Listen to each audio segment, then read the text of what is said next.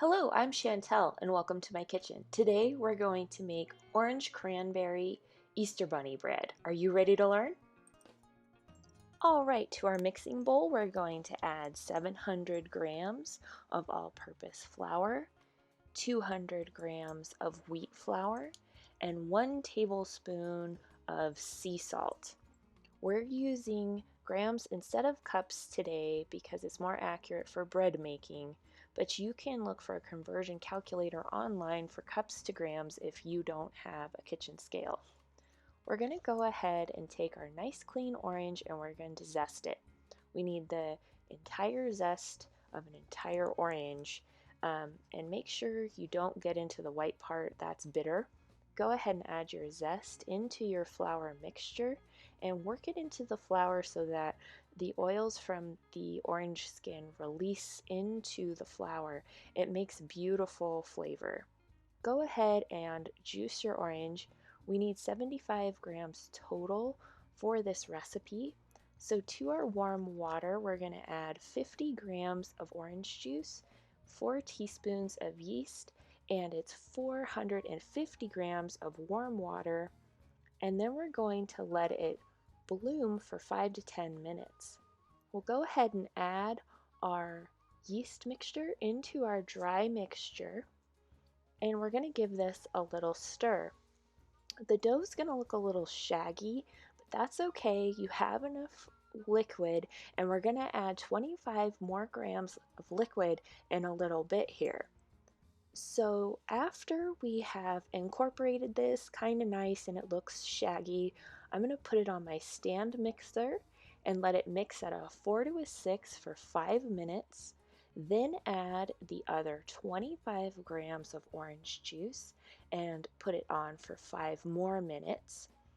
Then I finished this dough off by hand. So I finished it on an oiled surface with olive oil and I worked it for 10 minutes. Now, if you have strong hands, you might only need 5 minutes, so that's okay. So after the dough is nice and incorporated, we put it into our oiled bowl and we cover it with cling film and put it in a warm place for an hour.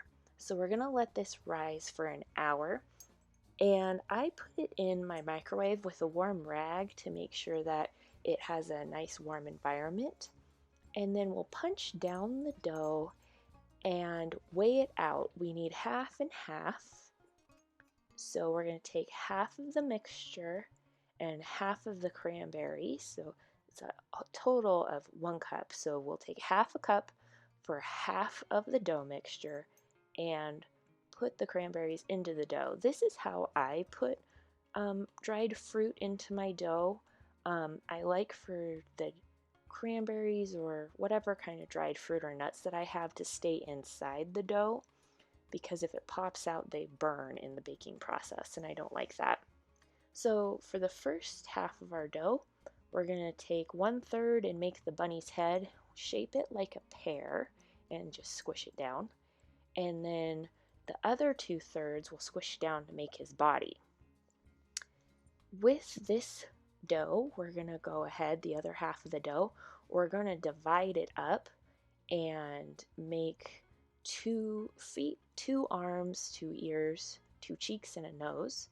Looking back now, I wish I would have made the feet smaller and the ears longer, but that's what happens when you're making things.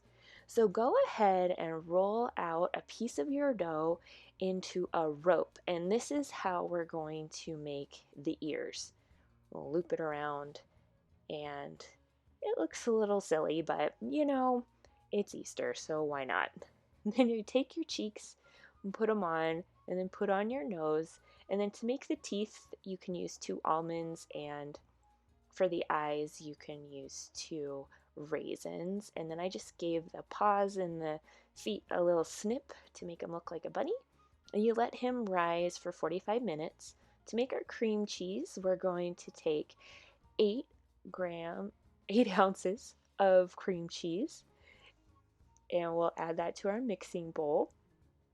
We'll take 3 tablespoons of brown sugar, a teaspoon of cinnamon, and a teaspoon of vanilla, and Whip this up until it looks nice and fluffy.